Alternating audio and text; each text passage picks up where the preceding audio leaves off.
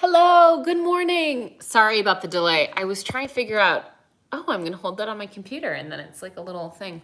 I was trying to figure out how I could do this because I'm on my phone and I wanted to figure out how to do it from my computer so that I could also kind of like be chatting and have more control over seeing the chat, but I couldn't figure it out and it was taking too long. And I also wanted to live stream it on my phone is back on my Instagram, but my phone died, my backup phone died in the middle of the night, so it wasn't working. So I'm gonna start that stream. Okay, everything's fine. Good morning. How is everyone doing today? I'm gonna get this other stream set up. Let's see here. How do I do this? So much technology, you guys. So much technology. Okay, great. I'm starting this live stream on my phone as well. So we got double live streams going on. Oh gosh, I don't even know what week this is now, which is fine. I'm doing well. We had an exciting week for Team Binge the series. We have a rough cut of episode 1, and hello live on Instagram. And we're starting sort of our telling everyone, I'm going to put this on a book, sort of press phase of the project, which is exciting. Yeah, we're just getting ready to show it to the world. So I'm just really excited about it. Hello from Europe. Yeah, so we're sort of on the hunt for anyone who blogs or vlogs. Oh, Shakespeare. I love Shakespeare. What Shakespeare are you reading, Lori? I'm a real Shakespeare nerd. We're just looking for anyone who, writes for any outlets, has a podcast, anything like that, who might be interested in talking a little bit about the project so that we can expand our reach and get some eyes on it. Yeah. 12th night. Yes, I've played Viola 3 times. I think it's one of his most beautiful. This can be Shakespeare hour today. I would have a lot of fun with that. I was actually in the middle of a production of The Winter's Tale when all of this COVID stuff hit, and we had to, of course, end the production because because that's what we had to do. 12th night is super delightful. But I understand why it's really hard to read Shakespeare. You have to hear it. Hi, Germany. Yeah. Let's see here. Okay. We don't have to talk about Shakespeare. But I do love him. Actually, I was sent an article by a fellow actor about, it's in the Atlantic right now, about there's a huge pile of evidence suggesting that Shakespeare was actually a woman named Emilia Bassano. She's formerly the woman that they have thought was the Dark Lady of the Sonnets. And there's more and more evidence that she may have been the one behind Shakespeare's plays and that he was kind of, taking her stuff from her.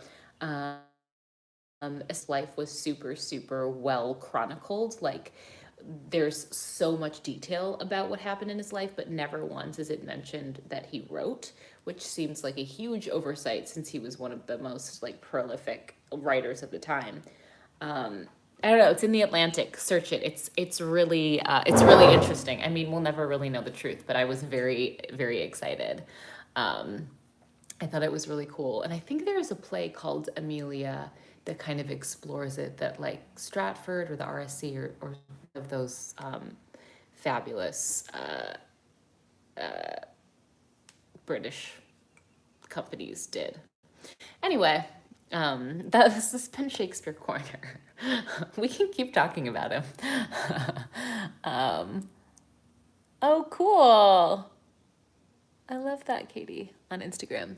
Yeah, thank you. This is, so I teach piano lessons, and this is Fuchsia, and it's from the studio that I teach at.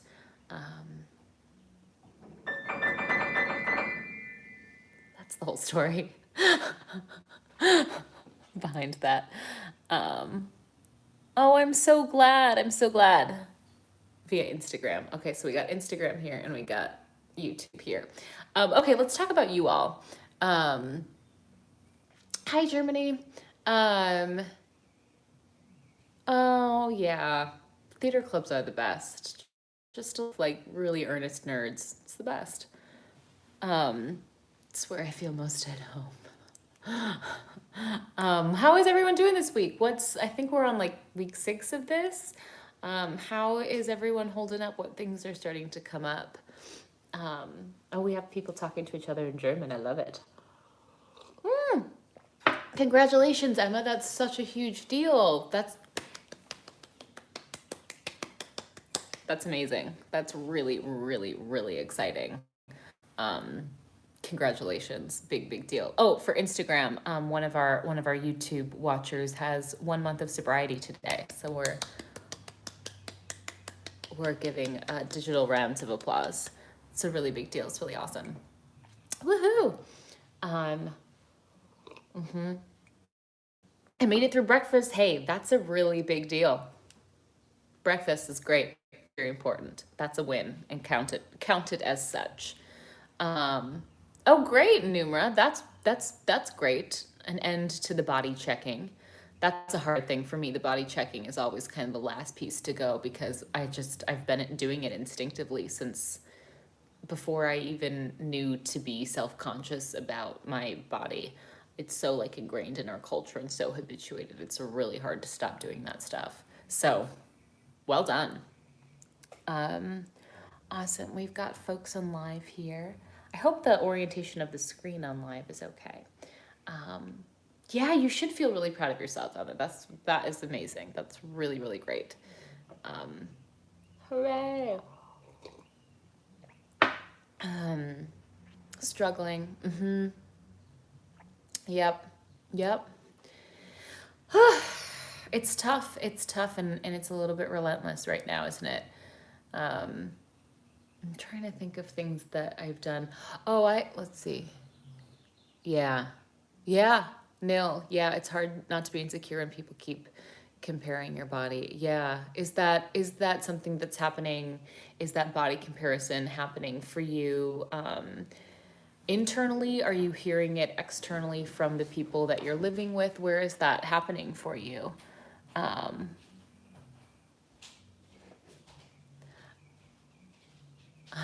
German. Oh God. Oh, laundry. Congratulations. Oh God, I can't read that. One of my students is German, actually. Um, she's 6 and she seems so much smarter than me because she's bilingual. Finally got brave enough to attend some sort of online support group. Oh, that's wonderful. That's an Instagram live person talking about how they joined an online support group. That's so wonderful. One of our someone in our Binge community shared a wonderful document that has a bunch of online support groups that are available right now. So I'm gonna link that on our Facebook page, Binge the series on Facebook, so that folks can access that. Rain. So yeah, I'll put that on our Facebook for everyone because it's a really great resource, and maybe I'll add it to our website when I have a second too. Um, I've been fasting for Ramadan and it's been hard, but it's been good. Just a few bumps. That sounds really hard. That sounds like a really complicated thing because religion is so central to many people's lives, and food is really central to a lot of religions, and then that food can get tied up with our eating disorder voice, and it can become really hard to sift through that.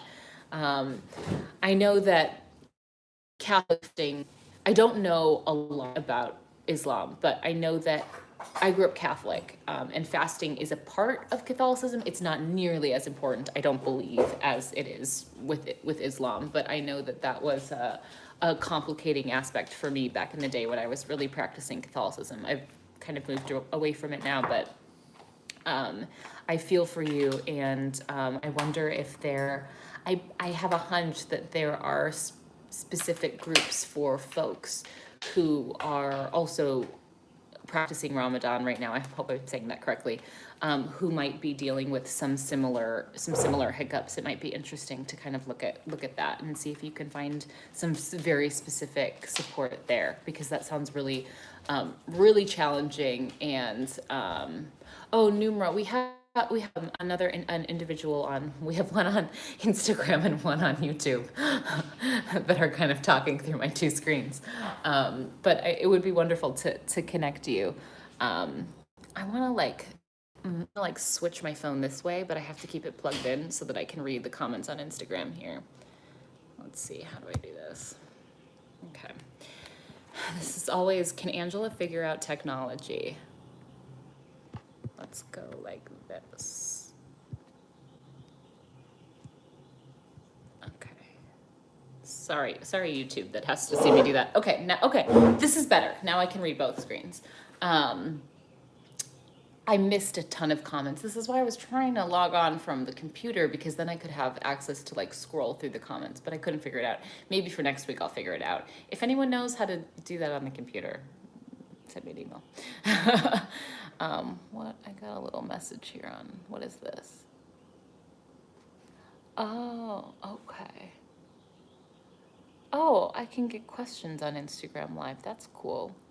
So I got a question about how I coped with my eating disorder.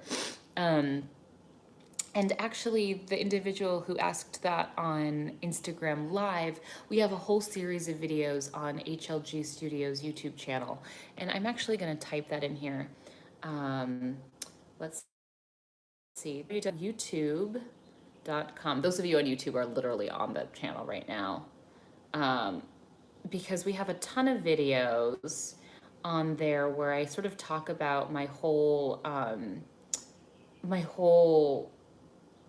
okay, that's not working. Now you're like just looking at my hair that needs to be re-dyed. I'm gonna post that. Where we just talk about, where I talk about sort of my whole journey. But basically for me, I really, really needed to get professional help.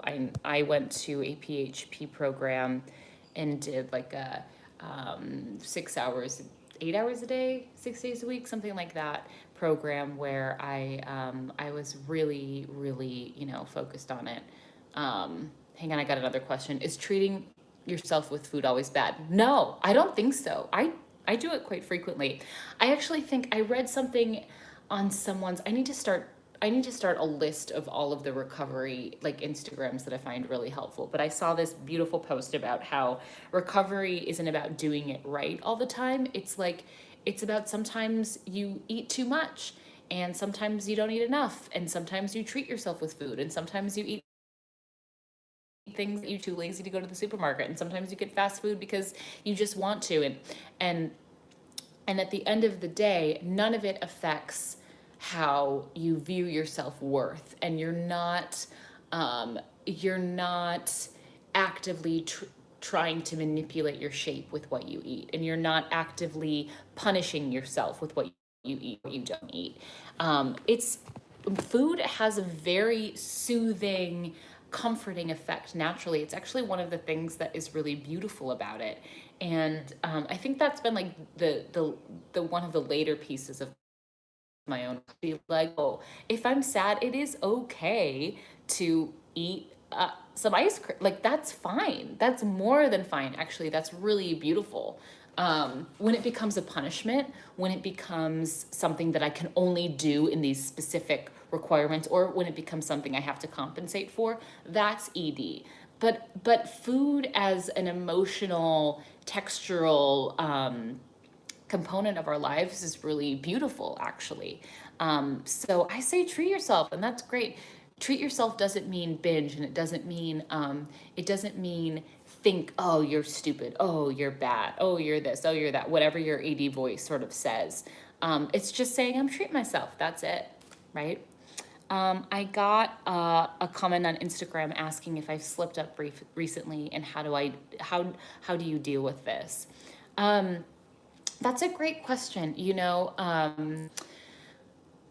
Slip-ups earlier in my recovery, slip ups were really clear, right? Because I had bulimia. Well, I had anorexia as well, but then mostly bulimia was like the big chunk of what I struggled with. And it was very clear at the beginning. Okay, that's a very clear slip up. The farther I've gotten into my own recovery, the more subtle it's been, right? So use symptom use, like what I did in my bulimia, happened for years and years and years. But I do find myself, because I'm a person living in this very toxic diet culture full of bullshit world, thinking things like, oh, I shouldn't eat that. Oh, it's too late to eat. Oh, this, oh, that, blah, blah, blah, blah. So I don't really consider that a slip up anymore. I consider that like an old thought pattern and me being a person in the world. And then that's an opportunity for me to practice this radical acceptance, radical recovery where my thoughts are going on this like paved road in my brain that it's easy with, and I just have to go and put it on a different path. So for me, it's not necessarily a slip up anymore. It's subtler than that. It's sneakier than that, and it takes a lot of mental energy to kind of twist my thoughts to be more healthy again. I don't know if that makes sense. Um, let's see, I've got another question on here. My friend asked if there's some sort of, okay. AD Hope on Instagram is asking about like a sponsorship program within the eating disorder world. And as far as I know, there's not really one yet. Although Project Heal, which I highly recommend you guys look up and take a look at, they were piloting a program that I was actually involved in called Communities of Healing. And there was a series of, so we would place mentors with mentees. I actually had the honor of having a mentee, and sort of looking at what it looked like to have someone who was in the recovery space working with the mentee. And the last I heard about that program is they were working with Columbia University to try to get some data. Data so that they could get some funding behind it. I'm not sure where they're at with that right now. They went through a change of leadership and they're really focusing on look that up. It's a great question, and I think it could be really useful. Let's see here. Nil, I'm afraid to start working out because I don't want it to be self-destructive or obsessive. What should I do? This is a tricky one, and this is a sneaky piece, I think, and also a piece that's really hard to keep on the healthy side of recovery in our culture that has wellness culture, which is really eating disorder culture and body shame culture and fat phobic culture with like a fancy, title that says wellness and health, but really it's oftentimes a lot of bullshit. I When I started moving back into exercise, I think maybe this is, I'm just spitballing here. If other people have suggestions, please write them down. But I just had an idea pop into my head. I wonder if before you do said movement, and maybe we call it movement instead of exercise, but before you do said movement, you take 2 minutes to sort of sit down and do like an intention setting meditation where you say, I am thankful for my body. My body is you can come up with your own, but like, I'm just, spitballing now. I'm thankful that my body moves. I'm thankful that my body breathes, especially with COVID right now. I've been really thankful for my lungs. I'm thankful that my body stretches. I'm thankful that my body digests food. And I am going to take the next half an hour or however long you're going to spend in movement to celebrate what my body does for me and to cultivate strength and flexibility and breath and whatever, so that you're setting that intention before you get up and do whatever it is. And I try to pick activities that aren't, this is just me, everyone's got their own process, but I try to pick activities that aren't actively designed to manipulate the shape of your body.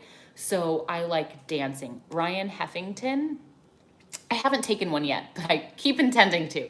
Ryan Heffington has an Instagram live feed where he does all sorts of fun, crazy dances.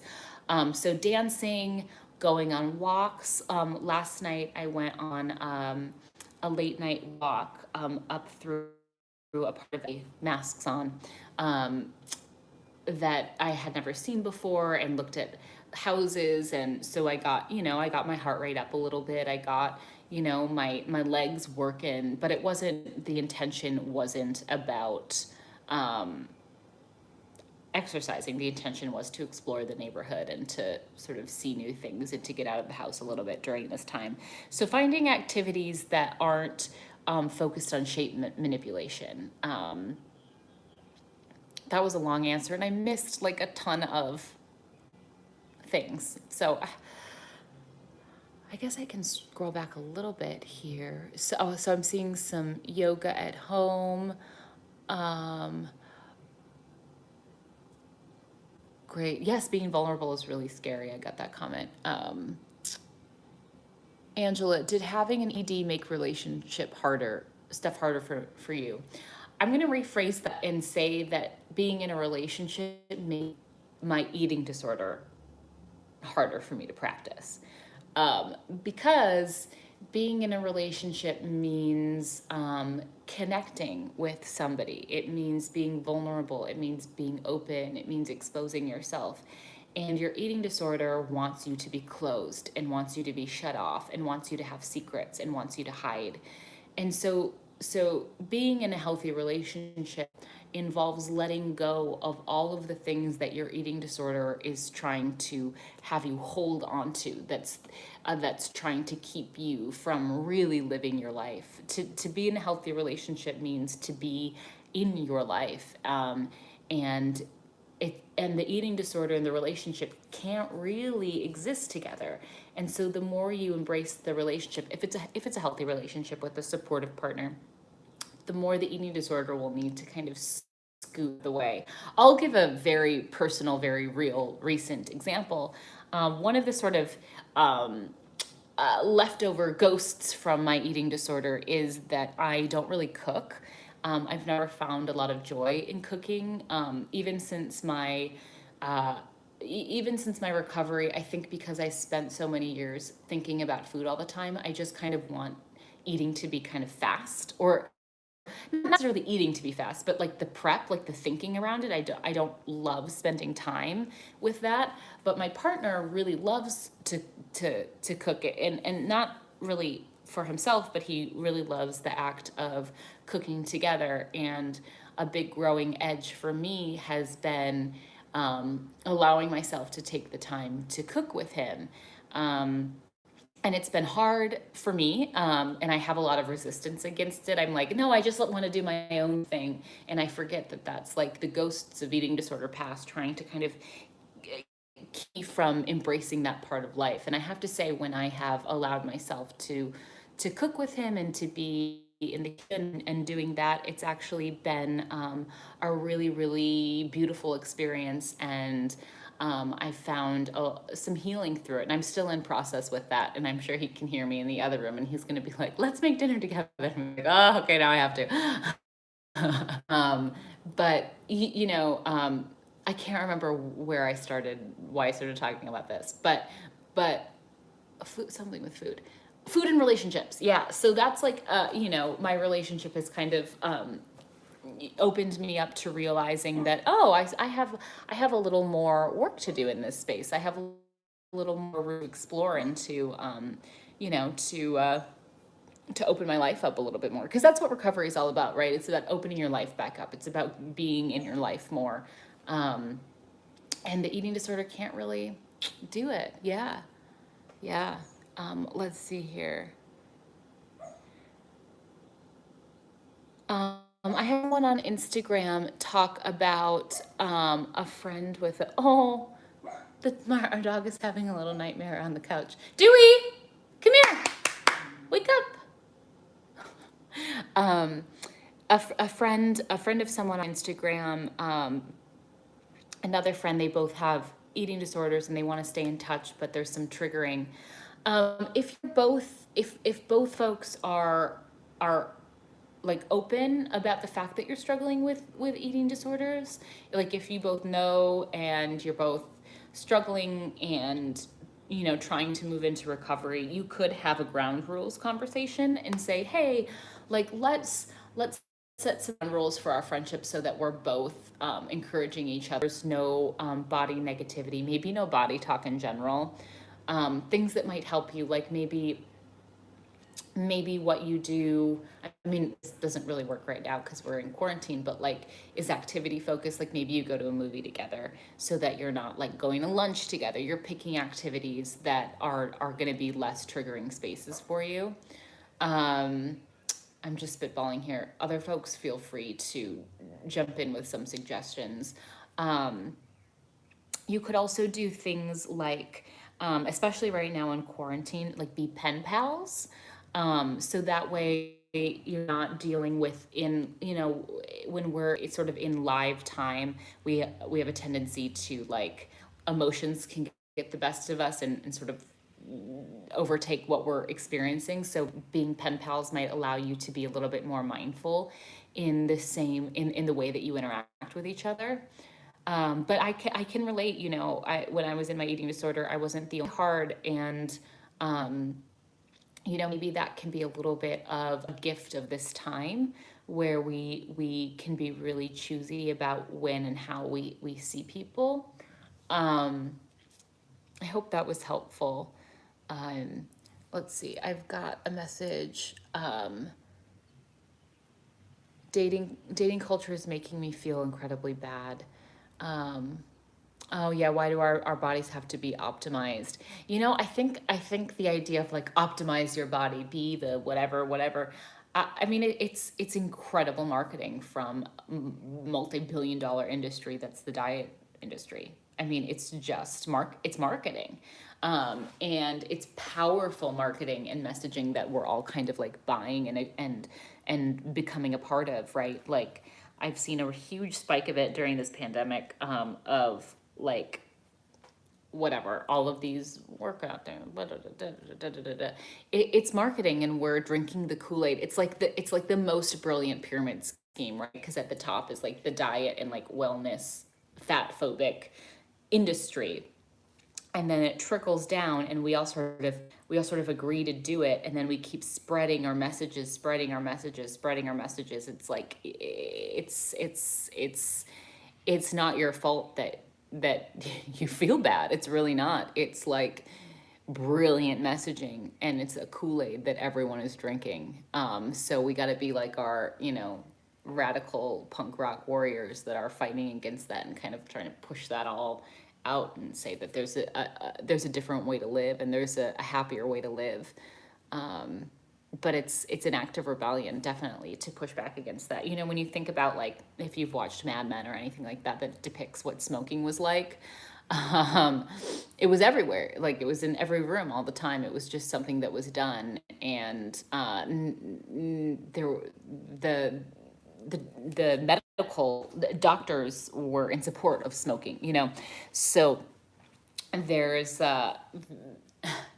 it's I mean, I'm not a conspiracy theorist, but like the diet industry is really toxic, and has hit even the healthcare industry in a lot of ways. So we gotta do our part to push back against it. Oh, thank you, Earth Erica on Instagram. We're very excited for the next episodes. We're trying to get them in tip top shape for y'all. And if you're not subscribed to, I hate saying this because I'm like trying to sell a YouTube channel. That's not what I'm trying to do. But I'm just saying, like, if you want to make sure you don't miss out, the way to make sure you don't miss out is by being subscribed to HLG Studios on YouTube, because that's where they will all drop. Let's see, I missed something on. How do I deal with shame about my appearance during therapy? Oh, Lori, you're probably videoing with your therapist, I would guess, right now. I mean, if it's a huge block, you could maybe see what would happen if you turned your camera off. Would that help?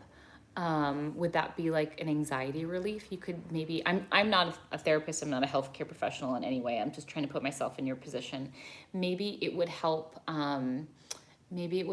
to start by taking that pressure away. And then once that camera is away, maybe then sort of looking into what's behind the fear of being seen. um, what's behind all of that. I don't know. It might. I would challenge you or encourage you to talk to your therapist about that. Oh, camera can't be turned off. Oh, well, you could put a little piece of like tape in front of your camera, right? Like my camera's right here. I could put a little tape there, and now they right. Um, but I would start by doing what makes you feel safe and what makes you feel comfortable. And then I would be curious for you and your therapist to explore what's behind that and how you can kind of um, combat some of those feelings and work through them and sort of investigate what's going on there. Um, you can't do tell and not be seen as a client. Oh, okay, that's interesting. Okay, well, that's okay. I did not know that. So you can't do telehealth and not be seen as a client. Most likely is oh, for safety reasons. Okay, well that's interesting. Um, I wonder if you could send your therapist an email ahead of time and say, hey, I'm really uncomfortable with this. I just wanted to let you know. Um, can we troubleshoot this? Can we talk about this? Or yeah, maybe gosh, I don't know. Challenging. You could maybe email and ask, can you give me some exercises to do before our call? Oh yeah, I just got an information on Instagram that insurance won't cover voice only appointments. Okay. That's good to know. That's good to know. I learned something. Yeah, so we do when we are doing telehealth, we do need to be seen. So that's a parameter, and we got to figure out how to work within that, right? So we can get support. Um, oh, hi, Stephanie. So we have a therapist on Instagram. The therapist can 100% help with this. It's okay to tell the therapist about this, and they will help. Yeah. And you know what? I think you're probably not alone. I know there have certainly been times when I've been in therapy and been like, God, I just want to like sink into the couch and not be seen. I've gone to therapy when I haven't showered in a week. I've gone to therapy super hungover. I mean, my whole like recovery story is I went into therapy and didn't know that I had signed myself in it when I was drunk, so I have been there.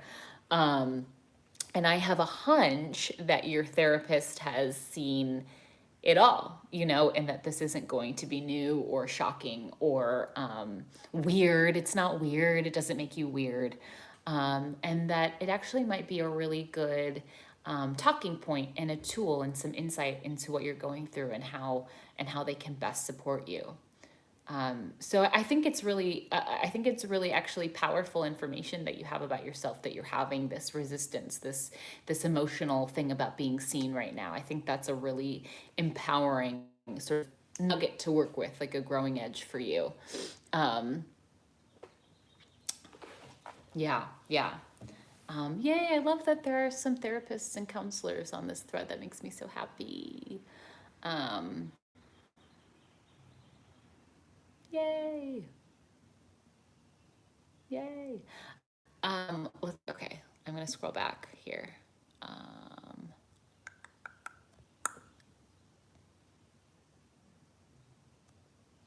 oh, anything you can tell us for a sneak peek of the series? Um, I'll think on that. How do I make myself feel loved is a question I just got on YouTube Live. How do you all make yourselves feel loved? This is a great question. And I think there are so many different ways of doing this. How do I make myself feel loved? I think it can be really fun to sort of. My aunt made this blanket for me for my birthday, and it is so um, like thick and comfy and cozy. And if I like just wrap myself in it and kind of just like lay there and let the feeling of and like focus on the feeling of the yarn and the weight of the blanket, it feels like this really beautiful hug. So I like to do sensory things sometimes. Spending time with people that support you, absolutely. For me, coloring has been a big thing for me. I've got, oh, the love I have for my dog. Animals can be really, really helpful with that. Um, Dewey, Dewey, treat. I want Dewey to come be a part of this, but he's napping so hard right now. Um, let's see, video chats help a lot right now. I agree. I've reconnected with a lot of my high school friends during this time, and we do Marco Polos and things like that. And it's sort of reminded me, oh, here comes Dewey, reminded me of who I was when I was younger. Oh, we've got a dog and cat allergy. Oh, we've got a dog delivery. There he is. Now he can't escape. I had a turtle once, and turtles are really fun too. Oh, Dewey says hi to Steph. Oh, Stephanie says hi. Oh, hi, Stephanie. Stephanie, I'm going to send you a message after this. You can come say hi if you want to. You don't have to. This is Dewey, and he loves everybody except for anyone who comes to the door. Hi, Stephanie.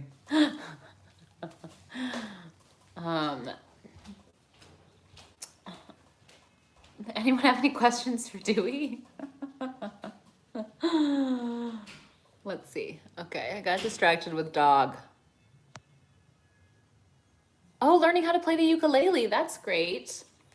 He's like some sort of like poodly terrier mix. He's small, but he packs a punch. And he's really floppy right now. Oh, yeah, dogs can be so helpful. Oh, thinking about the progress you've made. Well, I'm not totally where I want to be. I've come a long way. Absolutely, Katya on Instagram. Yes, absolutely. Dewey, let's sit up and not be so floppy. Ugh. Yes, he is a good boy, mostly. Mostly. Let's see. Yes. Can you play some piano? Dewey sometimes does. What else do you all do to feel loved? Sometimes, well, a lot of times right now, I will let myself sleep in really late because I love sleeping, and with this new world we're in, I don't have to get up quite as early, and so I'm just letting myself be okay with, don't you want to say hi? He's trying to get comfy. Let myself, just a big yawn. Let myself sleep in and rest. I also got a question, how do I feel less? So how do we cope when the feelings are too much? That's a big, hard one. I know that for me, my eating disorder really served to stop myself feeling anything and inviting those feelings back in, sitting with those feelings, sitting with the discomfort, the most challenging parts of recovery, and one of the most challenging parts of just being a human in general. I've been looking at a lot of Glennon Doyle's posts lately, and she has been talking a lot about how not to leave yourself, how to stay with yourself, breath work, stretching, yeah. Don't abandon yourself in those moments. And I like to sort of sometimes think of myself as like two people, the me that's struggling and then like the me that's strong and through it, and like think about, I mean, it's very cheesy, but like think about giving myself a hug and like holding my own hand and staying with me through the moments that are really hard. Like, I'm here for you. I've got you. This is me from the future, or just a different version of me in that moment. Dewey, you're so floppy. Okay, can you sit up? Okay. Music, yep, helps your brain chill out. Yeah, also doing tasks like coloring, or honestly even like video games can be really useful because it requires all of your sort of brain power, and you can kind of enter a bit of a meditative state. There's more and more like studies that show that video games can be good for your brain. DBT, distress tolerance skills, to help ride the wave of intense feelings. Yes, yes. If you haven't ever done DBT, I highly recommend looking into it because it's really useful. Animal Crossing. Everyone loves Animal Crossing right now. I need to check it out. Um, but yeah, a great game to distract because sometimes we just have to sort of survive the moment. I've got a question: how to heal obsessive tendencies, and I'd love to outsource that question to you all because for me, I've struggled with obsessive thoughts, but in terms of like really sort of an obsessive OCD thing isn't necessarily what I've had a ton of because I was diagnosed with like a mild form of it, but it wasn't. I don't feel super comfortable or like super equipped. Comfortable is fine. I don't feel super equipped to like speak to techniques to working through that. For me, it's been lot of cognitive behavioral therapy, paving new neural pathways in my brain through like practice and persistence. But yeah, if anyone has some examples, that would be really really helpful. Dewey, you're flapping over. Um, I know that this time can be super triggering for anyone with OCD um, in their history because of just the pandemic. It's a hard time. Certainly a hard time. Oh, got rid of all of the long length mirrors. Yeah, yeah. Mm-hmm. Mm-hmm. I guess yeah. Okay, Dewey, I'm gonna let you down because I think you want to get down. Okay. Um. Yeah, that's a really interesting question. Like, I'm sure there's. Let's see, it might sound dumb, but I try to ignore them and do something else. It does. It doesn't always work. Yeah, I think one thing that I've done a lot in my recovery is state changes. So like if I'm in a feeling or in a thought and I'm like sitting here, I'll like go take a shower, change my like physiological state. I'll go sit out and put my head in the sun, change my physiological state. Jump up and down a couple of times, change my physiological state. Doing things that are like outside in can be helpful too. Oh, Caddy Morton, OCD, cool.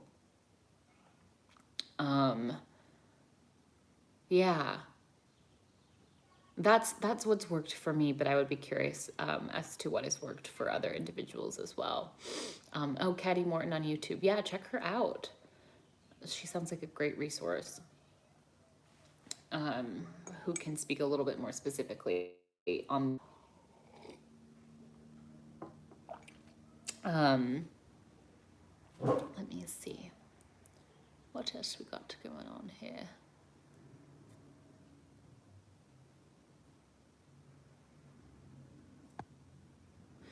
But I mean, for all of this, I recommend talking to a professional. Okay, well, I've somehow glitched out. Oh, am I back on YouTube? I'm telling you, this week has been so full of tech issues for me. I teaching a class, and my Zoom dropped out 7 times in an hour and a half. it it made me almost have a meltdown. We're supposed to be getting upgraded Wi-Fi soon, so hopefully that'll happen. Weekends tend to be better. Um, yeah. So sorry, little YouTube glitch.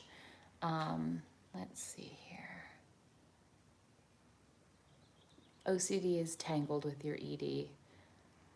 Interesting, Valerie. Yeah. I mean, again, I'm not a therapist, but I can relate to those sort of obsessive thought patterns.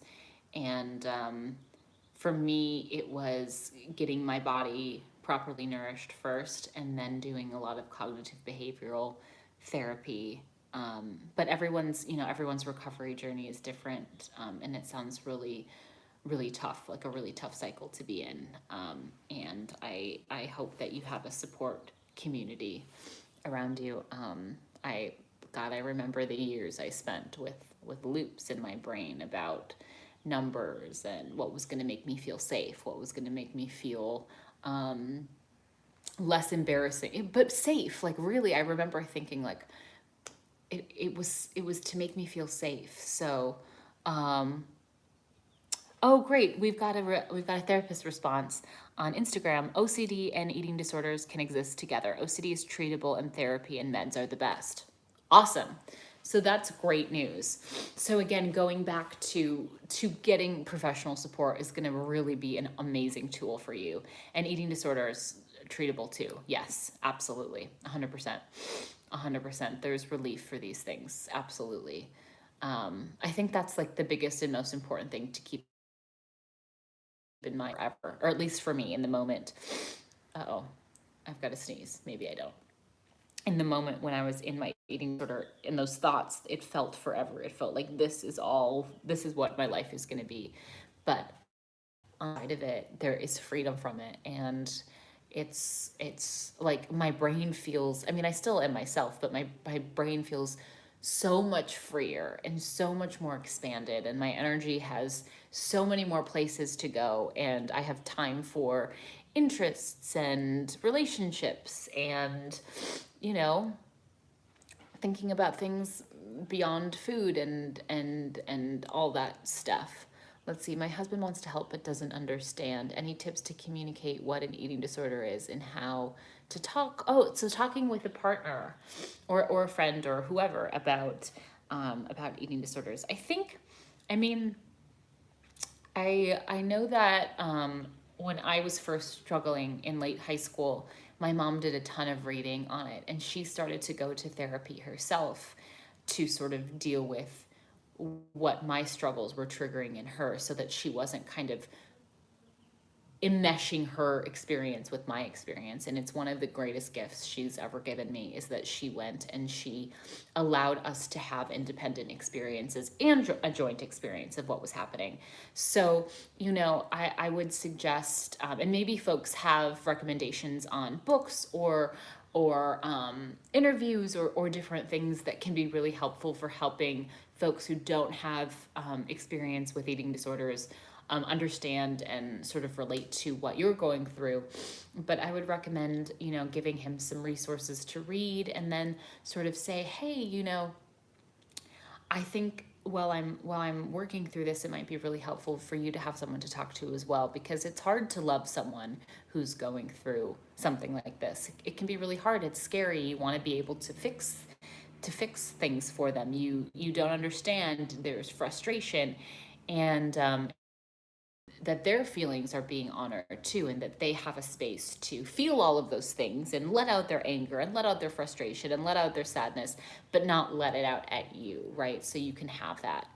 Oh, great. The 8 Keys to Recovery from an Eating Disorder or Brave Girl Eating are Dr. Steph's favorite books for people to read. So I'm going to say that again. The 8 Keys to Recovery from an Eating Disorder and Brave Girl Eating. So those can be super, super great resources. I recommend checking them out. I've actually read 8 Keys, and it's awesome. Kara Costin, I believe. Super wonderful. That was actually part of the training to be the mentor, bringing it back to something we talked about probably like 30 minutes ago. And it's a great book. I haven't read Brave Girl Eating, but now I'm very curious about it. So those can be great resources for folks. Yeah, it's, you know, with anything, when any, wait, let's see, potentially having them help with applying intuitive eating principles. Yeah, that could be a good idea too. You know, I think it depends on what stage of recovery they're in.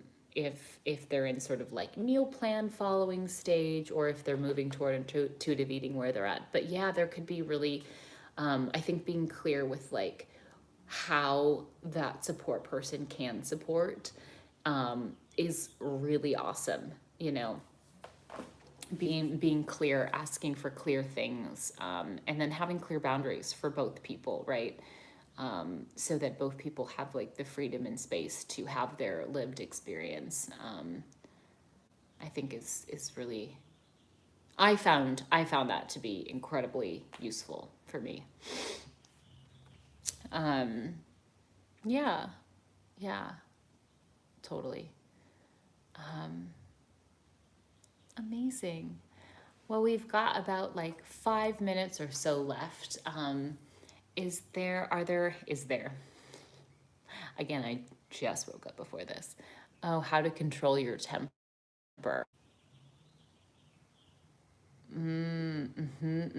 Valerie, how to control your temper. Well, it sounds like you kind of hit on what's behind that temper, right? It sounds like perhaps you're not getting the nutrition that your brain needs to sort of level out and to feel healthy.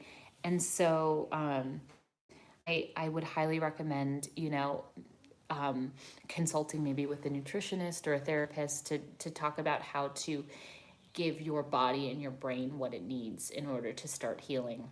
I remember one pieces of love I got when I first went to treatment for the first time was my therapist was like, hey, like, we're going to talk about your feelings. Oh, what up, Yuri? We're going to talk about all of your feelings, all of it. But first, we're going to get your brain healthy.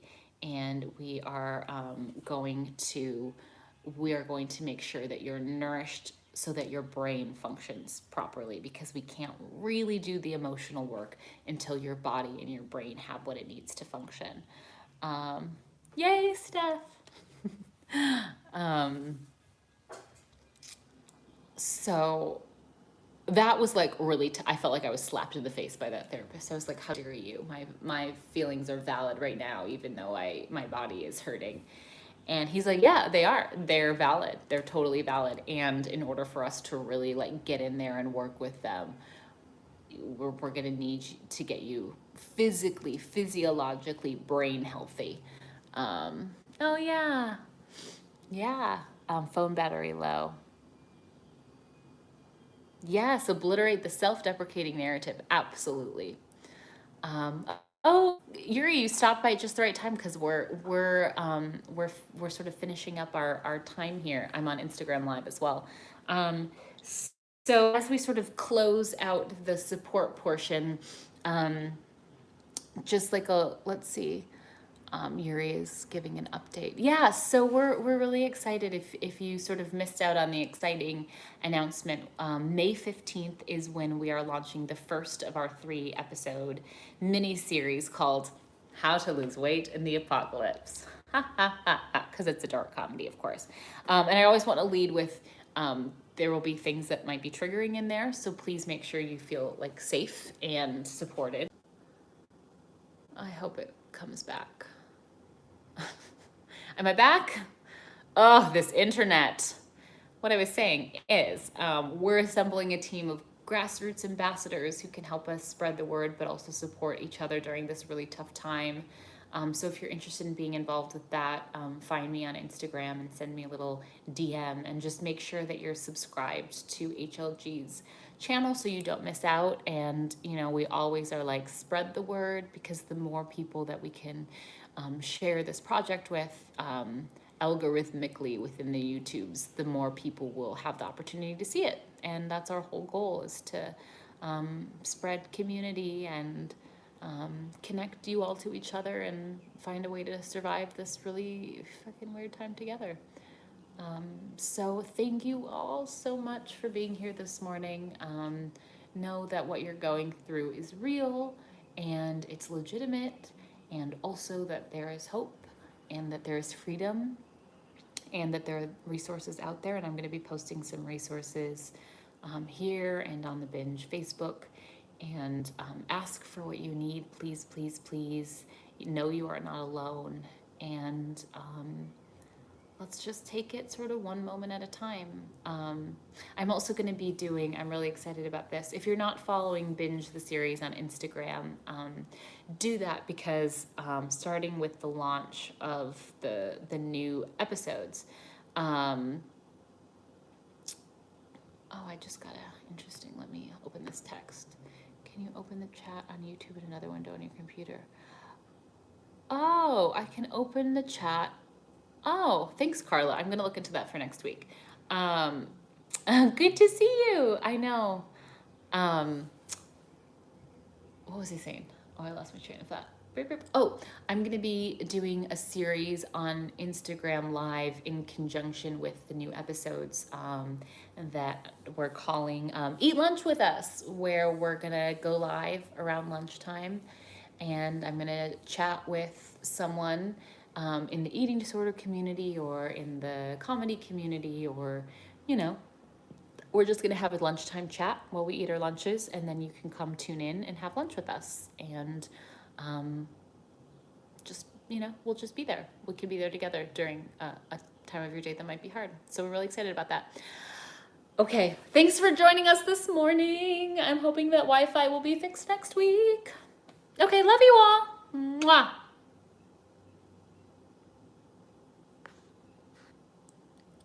Mwah.